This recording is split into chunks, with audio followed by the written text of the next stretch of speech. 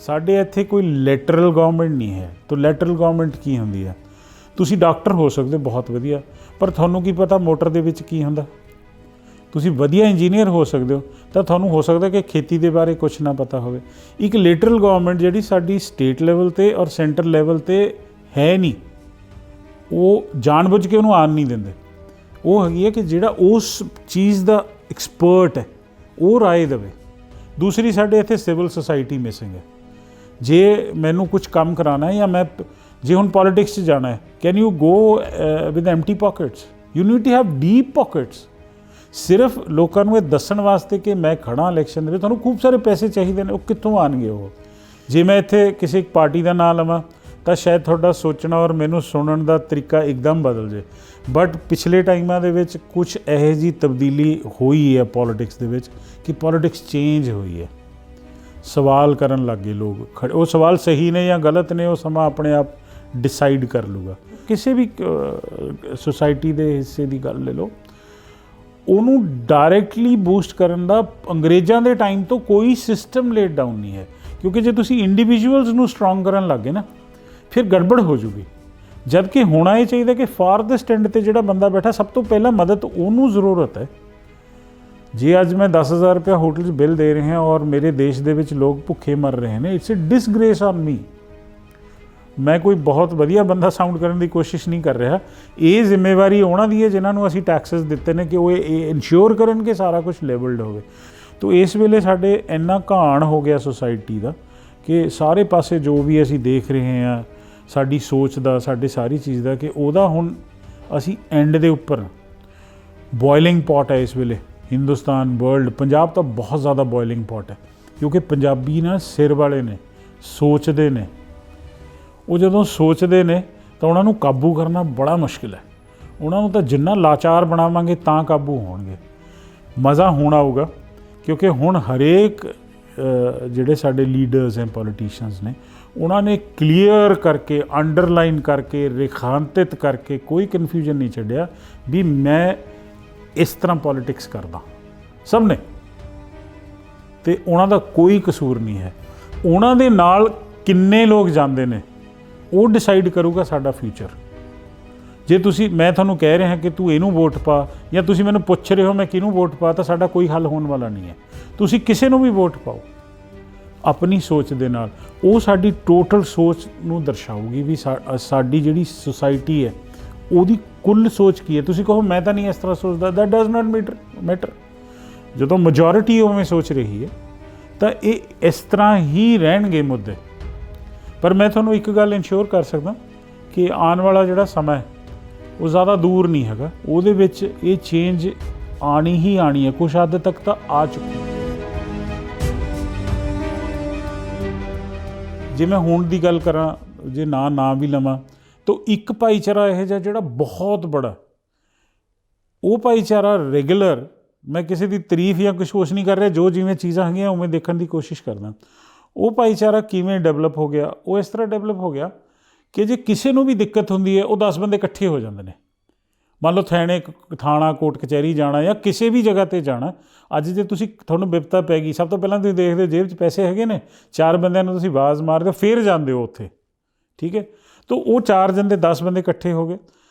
45 ਸਾਲਾਂ ਦੇ ਵਿੱਚ ਆਪਸ ਦੇ ਵਿੱਚ ਉਹ ਇੰਨੇ ਜ਼ਿਆਦਾ ਹੋ ਗਏ ਕਿ ਉਹ ਜਦੋਂ ਜਾ ਕੇ ਖੜ੍ਹ ਜਾਂਦੇ ਨੇ, ਉਦੋਂ ਸੁਣਨੀ ਪੈਂਦੀ ਹੈ ਉਹਨਾਂ ਦੀ। ਉਹਨੂੰ ਮੈਂ ਇੱਕ ਸਿਵਲ ਸੁਸਾਇਟੀ ਦਾ ਨਾਂ ਦੇਵਾਂ ਤਾਂ ਕੋਈ ਅਤਿਸ਼ੋਕਤੀ ਨਹੀਂ ਹੈਗੀ। ਉਹ ਸਿਵਲ ਸੁਸਾਇਟੀ ਅੱਜ ਵੀ ਇਲੈਕਸ਼ਨਾਂ ਲੜਨ ਨੂੰ ਤਿਆਰ ਨਹੀਂ ਹੈ। ਅਤੇ ਉਹ ਇਹ ਸੋਚਦੇ ਨੇ ਕਿ ਵੀ, ਔਰ ਮੈਨੂੰ ਵੀ ਲੱਗਦਾ ਸ਼ਾਇਦ ਵੀ ਇੱਕ ਤਾਂ ਇਹੋ ਜਿਹੀ ਗੱਲ ਹੋਵੇ ਜਿੱਥੇ ਇੱਕ ਆਮ ਬੰਦਾ ਜਾ ਕੇ ਆਪਣਾ ਦੁੱਖ ਸੁਣਾ ਸਕੇ ਔਰ ਉਹ ਜਾ ਕੇ ਅੱਗੇ ਕਿਤੇ ਸੁਣਵਾਈ ਕੀਤੀ ਜਾਵੇ। ਕਿਉਂਕਿ ਮਾਈਟ ਹੈਗੀ ਨਾ, ਨੰਬਰਸ ਦੇ ਨਾਲ ਵੀ ਤਾਂ ਮਾਈਟ ਹੈ ਤੁਹਾਡੇ ਕੋਲ। ਅਤੇ ਜਿਹੜੀ ਇਲੈਕਸ਼ਨ ਲੜਨ ਦੀ ਅਸੀਂ ਗੱਲ ਕਰਦੇ ਹਾਂ ਕਿ ਇਲੈਕਸ਼ਨ ਲੜਨੀ ਚਾਹੀਦੀ ਹੈ, ਬਿਲਕੁਲ ਲੜਨੀ ਚਾਹੀਦੀ ਹੈ ਜੇ ਕੋਈ ਏਬਲ ਬੰਦਾ। ਬਟ ਇਲੈਕਟੋਰਲ ਪੋਲੀਟਿਕਸ ਦੇ ਵਿੱਚ ਬਹੁਤ ਸਾਰੇ ਲੋਕ ਆਉਣਗੇ ਤਾਂ ਤੁਹਾਡੀ ਪਹਿਚਾਣ ਹੋਊਗੀ। ਇਕੱਲੇ ਮੇਰੇ ਜਿੱਤਣ ਨਾਲ ਕੁਛ ਹੋਣ ਵਾਲਾ ਨਹੀਂ। This does not mean that we should lose hope. ਅਤੇ ਜਿਵੇਂ ਹੁਣ YouTube ਹੈ 1 ਮਿੰਟ ਵਾਸਤੇ, ਰਾਈਟ, ਬਹੁਤ ਲੋਕ ਉਹਨੂੰ ਗਾਲੀ ਦਿੰਦੇ ਆ ਕਿ ਇਹਨੇ ਬਰਬਾਦ ਕਰਤਾ, ਇਹਨੇ ਠੀਕ ਕਰਤਾ। ਮੈਨੂੰ ਲੱਗਦਾ ਕਿ ਜਿਹੜਾ ਇਹ ਸੋਸ਼ਲ ਮੀਡੀਆ ਇੱਕ ਬਣ ਗਿਆ, ਉਹਦੇ 'ਤੇ ਸਾਰਾ ਕੁਛ ਗਿਰ ਰਿਹਾ ਹੈ। ਇਹ ਵੀ ਗਿਰ ਰਿਹਾ, ਇਹ ਵੀ ਗਿਰ ਰਿਹਾ, ਇਹਦੇ ਪੱਖ 'ਚ, ਇਹਦੇ ਵਿਪੱਖ ਦੇ ਵਿੱਚ। ਮੇਰਾ ਖਿਆਲ ਬਹੁਤ ਸ਼ਾਨਦਾਰ ਚੀਜ਼ ਹੈ। ਜਦੋਂ ਇੰਨੀਆਂ ਸਾਰੀਆਂ ਚੀਜ਼ਾਂ ਤੁਹਾਡੇ ਕੋਲ ਆ ਗਈਆਂ, ਫਿਰ ਤੁਹਾਡੀ ਬੁੱਧੀ ਜਾਗੂਗੀ। ਜੇ ਮੰਨ ਲਓ ਮੈਂ ਇੱਕੋ ਹੀ ਜਗ੍ਹਾ 'ਤੇ ਜਾ ਰਿਹਾ, ਗਲਤ ਠੀਕ ਦੇ ਵਿੱਚ ਨਹੀਂ ਪੈਂਦੇ, ਮੈਂ ਉਸੇ ਤਰ੍ਹਾਂ ਹੀ ਪ੍ਰੋਗਰਾਮ ਹੋ ਜਾਊਂਗਾ। ਤਾਂ ਆਈ ਥਿੰਕ ਜਿਹੜੇ ਘੁਮੱਕੜ ਨੇ, ਜਿਹੜੇ ਤੁਰਦੇ ਨੇ, ਜਿਹੜੇ ਸਮਝ ਆਉਂਦੇ ਨੇ, ਉਹਨਾਂ ਦੀ ਜਿਹੜੀ ਸੋਚ ਹੈ ਉਹ ਜ਼ਿਆਦਾ ਵਿਆਪਕ ਹੁੰਦੀ ਹੈ। ਤਾਂ ਇਸ ਤਰ੍ਹਾਂ ਦੀ ਜੇ ਇੱਕ ਸਿਵਲ ਸੁਸਾਇਟੀ ਬਣਦੀ ਹੈ, ਪੈਰਲਲ ਪੋਲੀਟਿਕਸ ਨੂੰ ਸਾਫ਼ ਇੱਕ ਦਿਨ 'ਚ ਨਹੀਂ ਹੋਣ ਵਾਲਾ, ਇੱਕ ਦਿਨ 'ਚ ਨਹੀਂ ਹੋਣ ਵਾਲਾ। ਉਹ ਸਿਵਲ ਸੁਸਾਇਟੀ ਜਿਹਦਾ ਡਰ ਹੁਕਮਰਾਨਾਂ ਨੂੰ ਹੋਊਗਾ, ਕੋਈ ਹੋ ਸਕਦਾ ਹੁਕਮਰਾਨ, ਤੁਸੀਂ ਹੋ ਸਕਦੇ ਹੋ, ਕੋਈ ਪਰਟੀਕੂਲਰ ਬੰਦਾ ਵਧੀਆ ਘਟੀਆ ਨਹੀਂ ਹੁੰਦਾ, ਸਿਸਟਮ ਦੇ ਹਿਸਾਬ ਨਾਲ ਢਲ ਜਾਂਦਾ। ਉਹਦੇ ਉੱਤੇ ਜਦੋਂ ਇਹਦੀ ਸੁਣਵਾਈ ਹੋਊਗੀ, ਉਦੋਂ ਤੁਸੀਂ ਸੋਚ ਸਕਦੇ ਹੋ ਕਿ ਕੁਛ ਅਨਵਾਈਂਡਿੰਗ ਦੀ ਗੁੰਜਾਇਸ਼ ਹੈ। ਅੱਜ ਮਤਲਬ ਇਸ ਤਰ੍ਹਾਂ ਦਾ ਸਿਸਟਮ ਹੈ ਕਿ ਜਿਹੜੀਆਂ ਕੰਪਨੀਆਂ ਨੇ ਵੱਡੀਆਂ ਵੱਡੀਆਂ, ਮਤਲਬ ਲੱਖਾਂ ਲੀਟਰ ਪਾਣੀ ਉਸ ਜ਼ਮੀਨ ਦੇ ਅੰਦਰ ਡਾਲਦੀਆਂ ਨੇ, ਲੱਖਾਂ ਲੀਟਰ, ਠੀਕ ਹੈ। ਔਰ ਜ਼ਮੀਨ ਪਲੀਤ ਹੋ ਰਹੀ ਹੈ, ਸਭ ਕੁਛ ਹੋ ਰਿਹਾ। ਉਹ ਡਾਲਣ ਵਾਲੇ ਨੂੰ ਇਸ ਤਰ੍ਹਾਂ ਕਿ ਜੇ ਉਹਨੂੰ ਟਰੀਟ ਕਰਨਾ ਹੈ, ਕੱਢਣਾ ਦਾ ਬਹੁਤ ਬੜਾ ਕਲੇਸ਼ ਹੈ। ਜਿਹੜੀ ਸਟੇਟ ਨੇ ਸਿਸਟਮ ਡਿਜ਼ਾਈਨ ਕੀਤੇ ਹੋਏ ਨੇ, ਉਹਦੇ 'ਚ ਚੋਰ ਮੋਰੀਆਂ ਇੰਨੀਆਂ ਛੱਡੀਆਂ ਹੋਈਆਂ ਨੇ ਜਿਹਦਾ ਕੋਈ ਹਿਸਾਬ ਨਹੀਂ ਹੈ। ਸਾਡੇ ਇੱਥੇ ਕੋਈ ਲੈਟਰਲ ਗਵਰਨਮੈਂਟ ਨਹੀਂ ਹੈ। ਤਾਂ ਲੈਟਰਲ ਗਵਰਨਮੈਂਟ ਕੀ ਹੁੰਦੀ ਹੈ? ਤੁਸੀਂ ਡਾਕਟਰ ਹੋ ਸਕਦੇ ਬਹੁਤ ਵਧੀਆ, ਪਰ ਤੁਹਾਨੂੰ ਕੀ ਪਤਾ ਮੋਟਰ ਦੇ ਵਿੱਚ ਕੀ ਹੁੰਦਾ। ਤੁਸੀਂ ਵਧੀਆ ਇੰਜੀਨੀਅਰ ਹੋ ਸਕਦੇ ਹੋ, ਤਾਂ ਤੁਹਾਨੂੰ ਹੋ ਸਕਦਾ ਕਿ ਖੇਤੀ ਦੇ ਬਾਰੇ ਕੁਛ ਨਾ ਪਤਾ ਹੋਵੇ।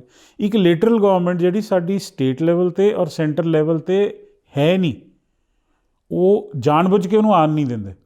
ਉਹ ਹੈਗੀ ਹੈ ਕਿ ਜਿਹੜਾ ਉਸ ਚੀਜ਼ ਦਾ ਐਕਸਪਰਟ ਹੈ, ਉਹ ਰਾਏ ਦੇਵੇ।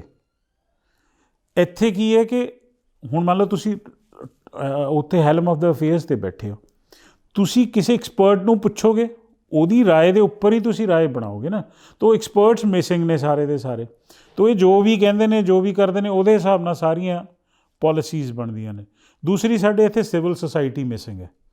ਜੇ ਮੈਨੂੰ ਕੁਝ ਕੰਮ ਕਰਾਉਣਾ ਹੈ, ਜਾਂ ਮੈਂ ਜੇ ਹੁਣ ਪੋਲੀਟਿਕਸ 'ਚ ਜਾਣਾ ਹੈ, can you go with empty pockets? You need to have deep pockets. ਸਿਰਫ ਲੋਕਾਂ ਨੂੰ ਇਹ ਦੱਸਣ ਵਾਸਤੇ ਕਿ ਮੈਂ ਖੜਾ ਇਲੈਕਸ਼ਨ ਦੇ ਵਿੱਚ, ਤੁਹਾਨੂੰ ਖੂਬ ਸਾਰੇ ਪੈਸੇ ਚਾਹੀਦੇ ਨੇ। ਉਹ ਕਿੱਥੋਂ ਆਉਣਗੇ? ਉਹ ਜਿਨ੍ਹਾਂ ਕੋਲ ਹੈਗੇ ਨੇ, ਉਹਨਾਂ ਨੇ ਇਹਨੂੰ ਇੱਕ ਅਲੱਗ ਗੇਮ ਬਣਾ ਲਿਆ, ਵਰਲਡ ਜੀ ਜਗ੍ਹਾ ਬਣ ਗਈ, ਉਹ 'ਚ ਸੇਂਧ ਲੱਗ ਰਹੀ ਹੈ। ਜੇ ਮੈਂ ਇੱਥੇ ਕਿਸੇ ਇੱਕ ਪਾਰਟੀ ਦਾ ਨਾਂ ਲਵਾਂ, ਤਾਂ ਸ਼ਾਇਦ ਤੁਹਾਡਾ ਸੋਚਣਾ ਔਰ ਮੈਨੂੰ ਸੁਣਨ ਦਾ ਤਰੀਕਾ ਇੱਕਦਮ ਬਦਲ ਜੇ।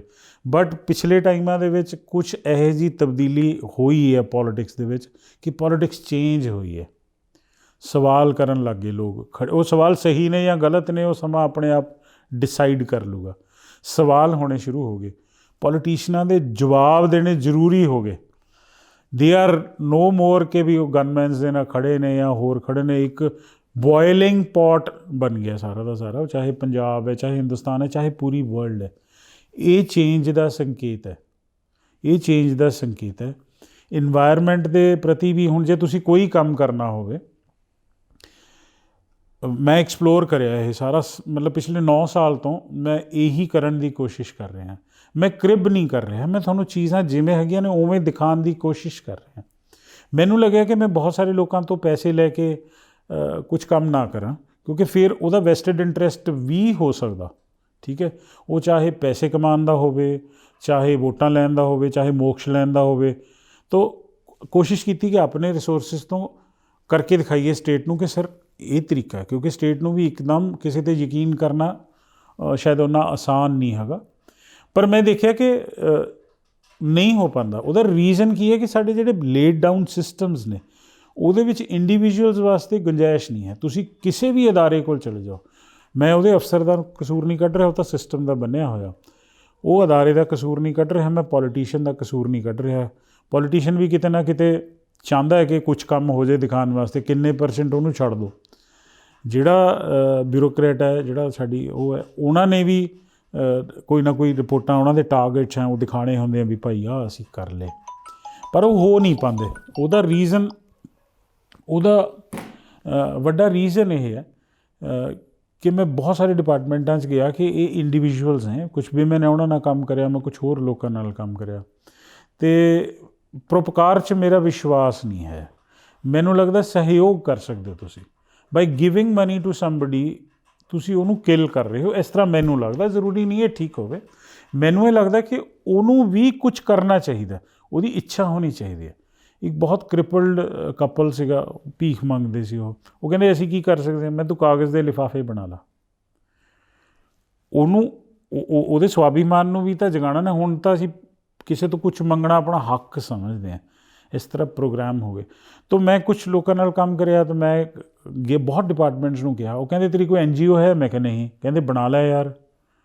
ਮੈਂ ਕਿਹਾ ਮੈਂ ਨਹੀਂ ਬਣਾਉਣੀ, ਮੈਨੂੰ ਨਹੀਂ ਚਾਹੀਦਾ।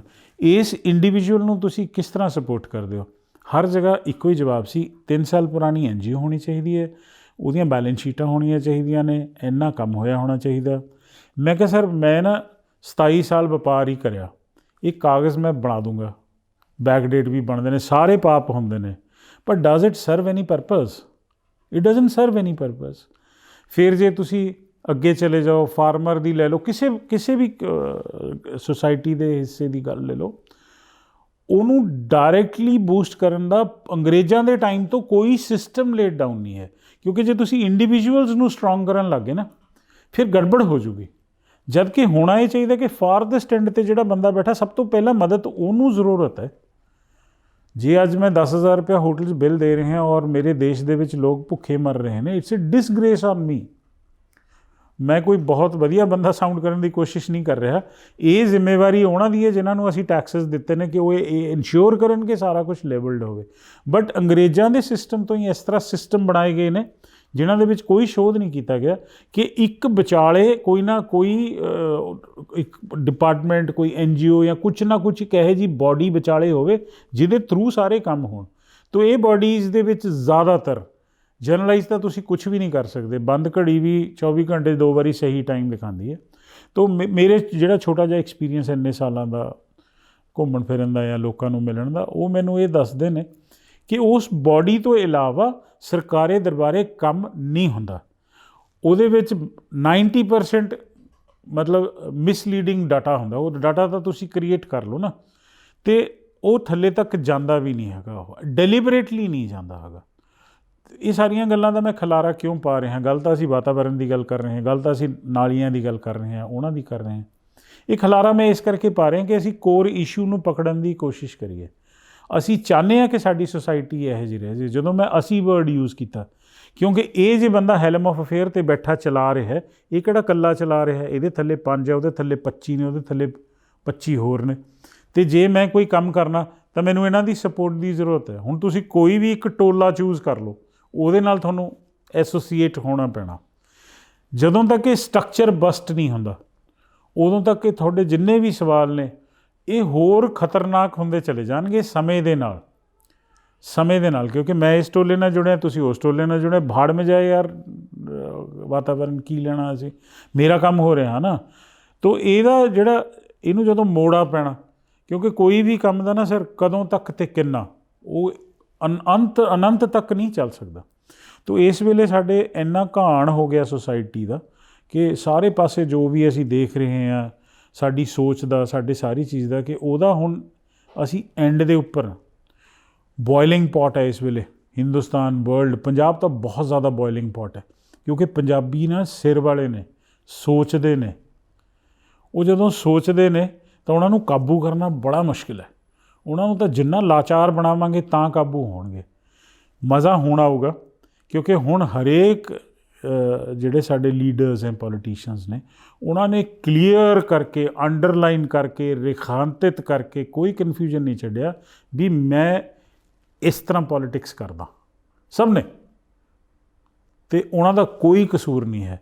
ਉਹਨਾਂ ਦੇ ਨਾਲ ਕਿੰਨੇ ਲੋਕ ਜਾਂਦੇ ਨੇ ਉਹ ਡਿਸਾਈਡ ਕਰੂਗਾ ਸਾਡਾ ਫਿਊਚਰ।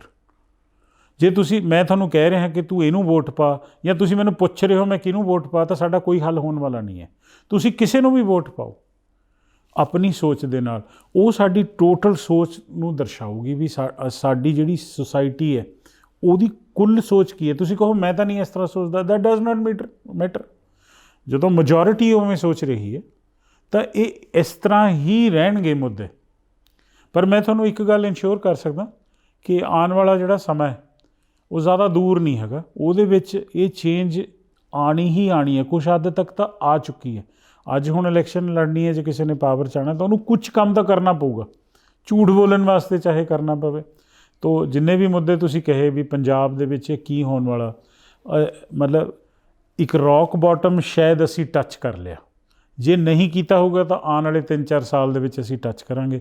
ਇਹ ਫਿਰ ਦੁਬਾਰਾ ਇਹਦੀ ਜਿਹੜੀ ਨਵੇਂ ਸਿਰਿਓਂ ਗਰੋਥ ਹੋਣੀ ਹੈ ਉਹ ਇਹੀ ਹੈ। ਇਹ ਸੁਸਾਇਟੀ ਨੇ ਡਿਸਾਈਡ ਕੀਤਾ ਹੈ ਕਿ ਸਾਡਾ ਆਲਾ ਦੁਆਲਾ ਕਿਹੋ ਜਿਹਾ ਹੋਊਗਾ। ਤੁਸੀਂ ਕਹੋ ਮੈਂ ਤਾਂ ਇਹਦੇ 'ਚ ਹੈ ਨਹੀਂ, ਪਰ ਕਿਤੇ ਨਾ ਕਿਤੇ ਗੁਸਤਾਖੀ ਮਾਫ, ਚਾਹੇ ਅਣਚਾਹੇ ਤੁਹਾਡੀ ਵੀ ਕੰਟਰੀਬਿਊਸ਼ਨ ਹੈ, ਮੇਰੀ ਵੀ ਕੰਟਰੀਬਿਊਸ਼ਨ ਹੈ। ਤੋ ਇਹ ਮੁੱਦੇ ਸਾਡੀ ਸੋਚ ਨਾਲ ਜੁੜੇ ਹੋਏ ਨੇ, ਸਾਡੀ ਫਿਤਰਤ ਨਾਲ ਜੁੜੇ ਹੋਏ ਨੇ। ਅਤੇ ਹੁਣ ਜਦ ਹੋਂਦ 'ਤੇ ਬਣ ਆਈ ਨਾ ਜੀ, ਉਦੋਂ ਇਹਨੂੰ ਮੋੜਾ ਜ਼ਰੂਰ ਪੈਣਾ। ਇੱਕ ਜਨਰੇਸ਼ਨ ਸ਼ਾਇਦ ਹੋਰ ਸਾਡੀ ਇਹਨੂੰ ਸਿੱਧਾ ਖੜਾ ਕਰਨ ਦੇ ਵਿੱਚ ਲੱਗ ਜੇ। ਸੋ this is what I feel ਜੀ।